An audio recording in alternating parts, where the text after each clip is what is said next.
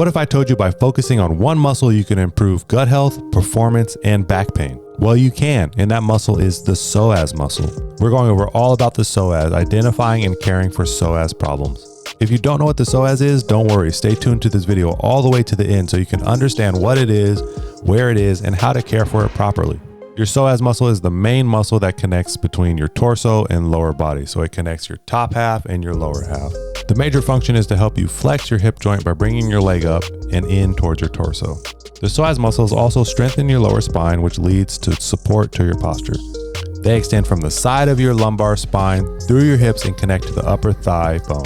You use your psoas muscles every day when you stand, walk, run, jump, dance, and maintain upright posture. So you essentially use your psoas at all times. The first time I had my psoas worked on by my massage therapist, it was weird and it hurt. The next day, my body felt like a cooked noodle. The day after that, I was performing like a superhero, just in time to set a new personal record in my upcoming track meet. Previous to this massage, I had no idea what the psoas was. I just knew that my hips and back were tight, and fast forward 5 years to being diagnosed with ulcerative colitis, and now my hips and back are tight again due to inflammation. Not only that, but I was suffering from bloating and an upset stomach. I was able to find relief after practicing some of the psoas release techniques that I learned, and that left me with one burning question. Can the same techniques used in my athletic career to improve my performance be used to help ease my stomach distress? How treating your colon as an injury can provide GI relief. So stay with me. I'm going to link how improving the psoas is going to help also improve your colon health. We like to think of a person as a whole person and treat them holistically rather than identifying a person by their symptom. So unfasten your seatbelts because sitting sucks and is bad for you, and get ready to stretch your mind and body. What the gut? Linking the psoas and gut health. In one study, 92% of participants found complete resolution of all symptoms of abdominal pain, including reflux, vomiting, nausea, and bowel upset. This was following massage therapy in which there were improvement in psoas tension and tenderness. There is an association between psoas trauma, psoas stiffness, and psoas shortness linked to the IBD and gastric upset. One of the signs of poor gut health in patients with IBD is the rigidity of the colon following flare-up. Cycles of inflammation and healing following a flare-up leads to scar tissue that narrows the intestine. This presents us with a challenge. How do we heal the scar tissue and return the colon to its flexible and pliable state? As an athlete, I dealt with numerous injuries, and with those injuries came scar tissue. I'm very familiar with the recovery process as far as getting rid of or loosening up scar tissue. How does that translate to a much more sensitive area of the colon and psoas? I've got to add some disclaimers here as we continue to discuss this. If you are in serious pain, as always, please contact your doctor. I don't care what kind of acronyms follow someone's name. Don't only listen to random YouTubers about this. So let's make sure we're dealing with only psoas tightness and not trying to treat the underlying disease as well. And as we progress in how to take care of the psoas, make sure that you're treating it gently. Some of the causes other than inflammation of the colon are going to be repetitive jumping, for example, jumping rope or long jump activities. Long jumper ends up with ulcerative colitis. Is that much of a surprise? Longer frequent periods of sitting, complications from surgery, or sports with a lot of jumping. How to care for the psoas. Typical treatment includes physical therapy focused on stretching, strengthening the spine and hip joints alongside the psoas muscle. In one study, 100% of dancers responded to conservative management. This includes exercise programs that the patients could do at home, focused on hip rotations, and have demonstrated effectiveness in reducing pain and improving activity. As we learn how to stretch and release your psoas muscle in order to improve gut health and get rid of back pain, you want to avoid quick progression while trying psoas release techniques. You can't instantly hack your way into an improved psoas. It's going to take time and attention. So applying swift pressure to the psoas can do damage to the colon. The same massage therapist that I really appreciated and enjoy who taught me about the psoas also taught me not only do you apply slow and steady pressure to the psoas while doing manual manipulations, but also you want to aim for slow and steady release. He taught me to think about the psoas almost like a guitar string that you're going to work in this direction and this direction while applying pressure to it. And when you apply pressure, you want it to be slow and steady, but when you release the pressure off, you also want it to be slow and steady. You need to work with care and patience, not urgency. You know, scar tissue sounds bad, but it's absolutely necessary as a part of the body's repair process. Scar tissue brings in collagen and new cells to repair the area of injury. However, as scar tissue forms and lays down new muscle fibers, those new muscle fibers are actually going to be tightly coiled with limited blood flow. So you think about your muscle fibers as it lays down kind of like this. And when scar tissue forms, it lays down in this way where it's interlocked, right? So if you pull on that tissue too soon without it being this way, it's just going to tighten that knot. Our goal in helping scar tissue with its repair job is fivefold. One, you're going to want to allow time for rest so that the scar tissue can do its job. Two, you're going to want to encourage fresh blood flow into the area to bring in oxygen and nutrients. Three, you're going to want to uncoil the tight nature of these new muscle fibers the way they're laid down. Four, you're going to want to lengthen the psoas. And five, you're going to want to strengthen the psoas. First and foremost, we're going to want to allow scar tissue to do its thing with rest and recovery. So this is the easiest of these 5 steps, right? We want active recovery to be our main focus, but you need to rest when you're dealing with injuries, especially internal ones. Even something as simple as stretching can cause unformed scar tissue to bind even tighter, making its coiled nature even harder to uncoil. 2, you're going to want to try to create blood flow in that area with mobility. Mobility is the effort of bringing in fresh blood flow to begin repairing the injury. After we've properly rested and allowed the scar tissue to form and do its thing, we're going to work on creating blood flow with mobility exercises. So these are some of my favorite mobility exercises that I enjoy. They're quick, they're easy. I do them daily, especially anytime that I'm going to do any sort of workout or fitness routine, just to get things going. I like to think about it as like greasing the wheel, I'll say. So we already know that a joint has this ball and socket formation, and the best way to warm this up is with a circular motion. So this mobility drills are going to be circles, hip circles and back circles. I'm here in the gym. My feet are about hip width apart, and I'm doing big circles, rotating my hips as far forward and as far back and side as they can go.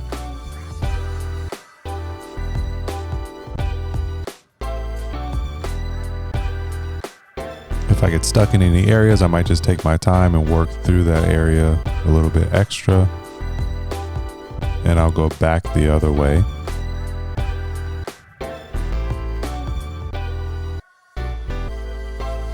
I am speaking during all of these, but my mic died, so don't worry about what I'm saying. I'm voicing over it now with you. So I did 10 one direction, 10 the other direction. If I'm really feeling sore or stiff, I might go 20 and 20. And the next version is going to be for our back. The first version with the closer hips is for our hips. Closer feet are for our hips. The next version with wider feet is going to be for the back. So you see I'm doing a little bit different motion here, a little bit more focus on the back, wide, big circles, 10 one direction, 10 the other direction. And just because it's for the back doesn't mean that you're only going to feel it in your back. You're going to probably hear some cracking or feel it in your hips as well. And I go 10 the other direction.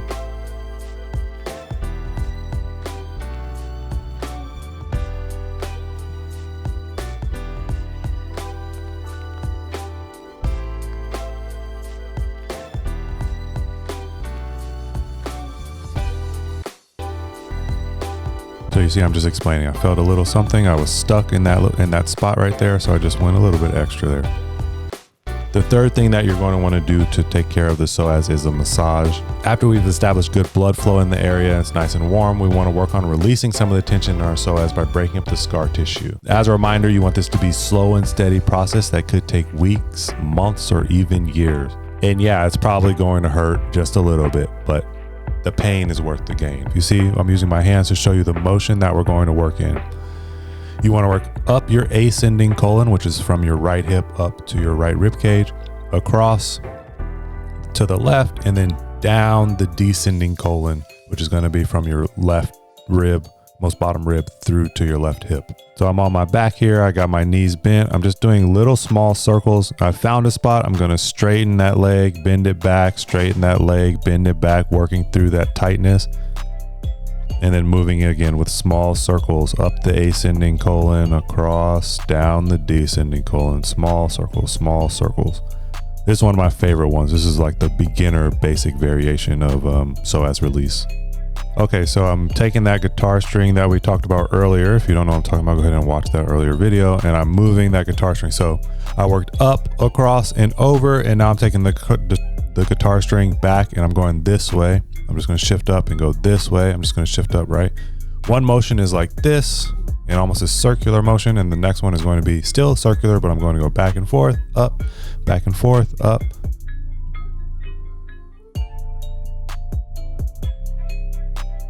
So now I'm working on that left side of the psoas. I'm going to straighten my leg out, right? So The reason I'm straightening and bending my knee is you want your knees bent whenever you're doing this. It takes the tension off of that guitar string, and it again creates less tension. So when you're working on it, there's less chance of bad things happening. I'm showing the person who walked in the gym what the psoas is and where it connects to. And straightening and bending that leg is going to create more tension or less tension. Always start with the less tension. So knees bent. I have my Theragun here, and I'm going to use my Theragun to do a little self-massage instead of using my hands. It's just a way to do the same thing, essentially, just with the tool. And I'm going back and forth with the Theragun. I'm always following the same pattern, and that's going up the ascending colon on the right side, across the bottom of the rib cage there, and down the descending colon on the left side. So next I'm moving into the Psoas. This was actually a gift from a client. Very appreciative. Thank you so much. The Psoas is a way to release tension on your psoas using this device here. It looks a little intimidating, but it's not too bad. I also have this hypersphere ball here, hypersphere ball. And I use both of them to work on the psoas muscle, and I'll show you exactly how to do that. They're both great tools. If I had to choose one, I might choose the ball, and I'll explain why in a second, but both of them are great tools. Okay, so you see me getting ready to use the Psoas. I'll just go ahead and lower myself down. I'll use my elbows to, apply as much or as little pressure as needed. I'm gonna just let gravity do most of the work on this here. So the Psoas is just kind of sitting into where the psoas would be on my body. And I'm just letting gravity, let me down as low with as much or as little pressure as I want. I'm using my elbows to adjust the pressure. It could be more, it could be less, depending on how you're feeling. And that's it. Again, I'll show you why I like the ball a little bit better than the Psoas. But with the Psoas, if we think about the psoas as guitar strings, I'll sometimes use it to strum the guitar strings side to side, and then I'll adjust my body up or down and use it to strum it side to side again. So again, I'll go ahead and hop on the ball. The reason I like the ball a little bit more is it helps you work through that same pattern of up the ascending, across, over, down the descending a little bit more fluidly, a little bit more effortlessly than the Psoas, in my opinion. I'm able to work one side, right? The Psoas, you get to work both sides at once, so that's a pro. With the ball, okay. Also, you can use just a lacrosse ball. Like, you can use any sort of ball. It doesn't have to be this hypersphere ball. But with the ball, you can go up. You can work one side at a time. You can strum it back and forth, up and down. It just provides you a little bit more flexibility, a little bit more freedom with how you work through your psoas muscle, and that's why I like it more. So on the times that it looks like I'm just pausing, whether I'm using my hands or a tool, it's probably because I've identified a spot that might be sore, that might be tender, that might be tight, and I'm just going to pause on that area and let gravity or let my hands do the work without moving it anywhere. Just apply the pressure to the psoas, and on its own, it's going to release a little bit.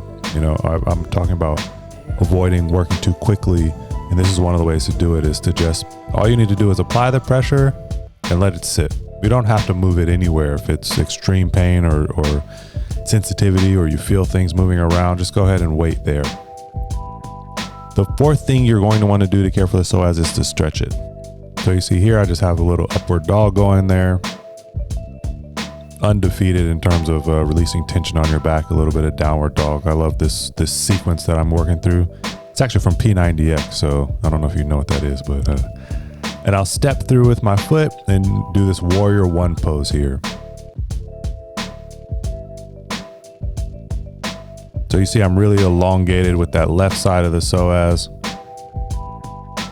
And maybe the only critique that I would say here is to start with the right side, start with the ascending side versus the descending side, but it's all good. I'll go back into my upward dog, downward dog sequence.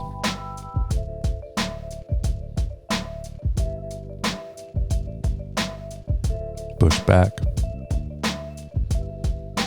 And I'll step through again for my warrior one pose. If you're familiar with any of the other warrior poses from yoga, then those are all good too. If not, don't worry about it. Just stick with what we're up to right here. I'm working through these pretty quickly. Normally I might hold them a little bit longer, but it's super early in the morning and I'm trying to get this filmed for you guys and talk to the guy that's in the gym with me. So I'm just working through these somewhat quickly. And next I'll slide that foot over to the opposite hand, drop the knee, and I'll go ahead and get this pigeon pose here. And this is crucial for the psoas as well, because we know the psoas actually attaches through like the backside to our backside from up here underneath our ribs down through the hips onto the back. So the psoas is going to attach in the back, and releasing the glutes is going to help a lot for hip pain, back pain, psoas muscle. I'm gonna work through my upward dog, downward dog sequence again. Step through, walk the foot over to the opposite hand and drop the knee. This is one of the stretches that I should be doing more. You see how bad I am at it. But it's also one of the stretches that is the best. I'll say one of the most underrated. And again, I need to be holding it longer, but I'm just trying to work through this so that this video isn't too long for you guys. So next I'm gonna walk over. I just grabbed a little bench. You can use your couch, your sofa, your bed, a chair, anything that you really want to. So you're just gonna put a foot up on whatever prop you're using. Get a nice little lunge stretch in there.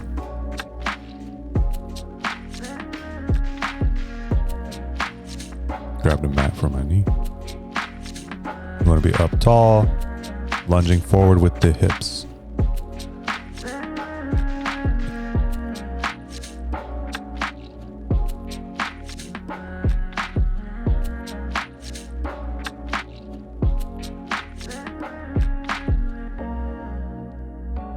Next, I'm going to straighten my arms up a little bit like the warrior pose here.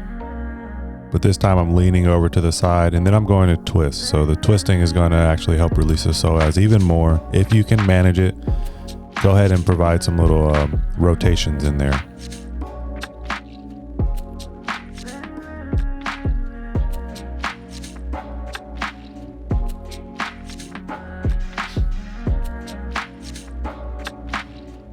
I'm going to just switch sides.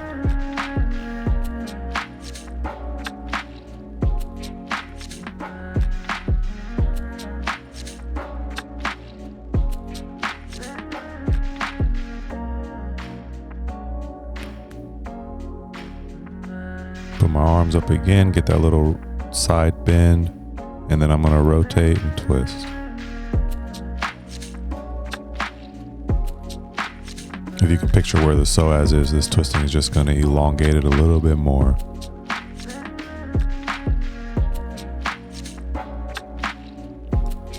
So I walk to the back of the bench, and I'm going to show you another version of what would be pigeon pose, but this one's going to be slightly easier because your leg is going to be raised. Again, you can use your couch, you can use your bed, a chair. This one allows me to lean forward just because it's easier than being on the ground. So I'm able to get into that pigeon pose a little bit deeper. Releasing the glutes, releasing the tension on my back, releasing the psoas muscle. And then I'll switch sides.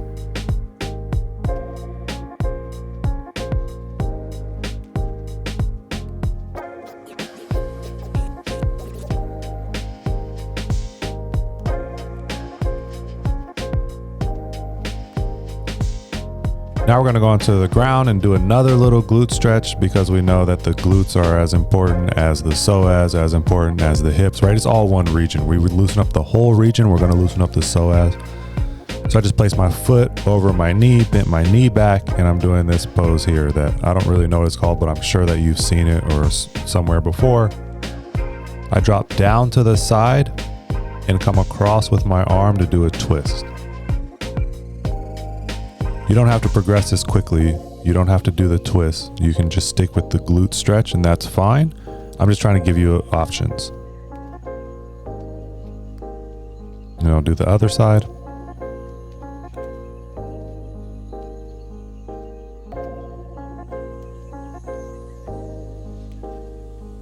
And twist as well. While we're here, one of the stretches that I forgot to do was when you lay on your back and you just bring your knees to your chest. It's going to help again with the glutes, with the psoas, with the hip flexors. Then now I'm going to do the same stretch, but a little bit easier variation where you're sitting again on the couch or something in your chair at work on the desk, and you just drop down into that same stretch. So I just cross the foot over my knee and then drop down into the stretch. You'll see it again, the other side, foot across the knee, and I'll just drop down into the stretch. So you start slowly. You pick whichever variation you like and is easiest for you, and then work with that. The fifth thing you're going to want to do is strengthen the psoas. So once we've established good blood flow, the area is warm and pliable, it's nice and flexible, we're going to want to re-strengthen the psoas. Now that we worked on rest, we've worked on mobility, we've worked on release techniques, we've worked on stretching, we're going to work on some strength here. And the very first one is going to be planks. Planks is by far the best. Planks, in my opinion, is by far the best core work. It's going to help stabilize your muscles, those hip flexors. You see, I started off on my elbows, and now I'm going to move up to my hands. The hands is a little bit easier. And planks are going to help that whole core. It's not going to only focus on the front of the core. It's going to help the back, the sides. I got the side planks here.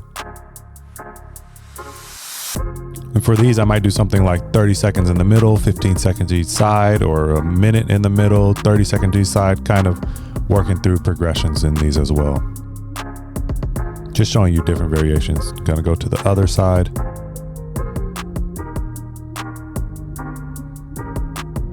So I'm up on my hands or down on my elbow. Again, the hands is going up on our hands is going to be easier than going down to our elbow.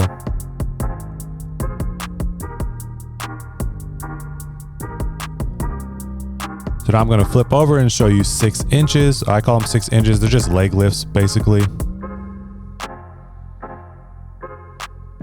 So I lift my legs, just hold them there. My hands are under my glutes. This is going to be the easiest of the variations that I'm going to show you.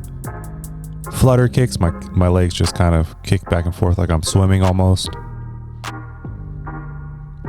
Then you can have scissor kicks that just come across each other, open back up, come across each other. My hands are still under my glutes this whole time, and then big scissor kicks. So that's kind of the 6 inches routines that I like.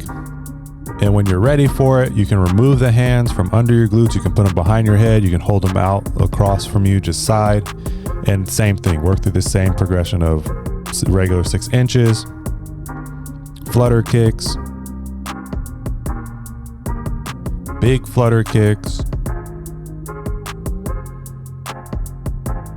or scissor kicks. So we're going to move into suitcases actually too.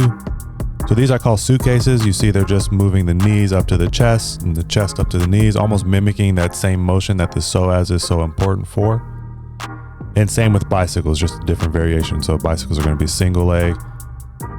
Really working that psoas motion, the knee up towards the chest, just like you're running. And very last of the strength exercises, but maybe the most advanced, is going to be hanging leg raises. So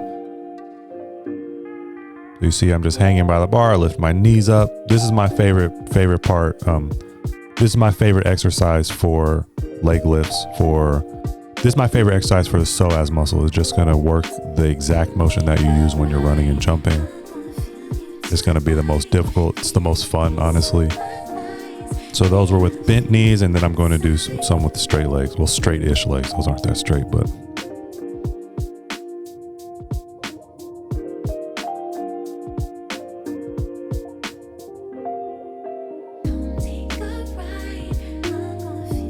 And that's it. Good job.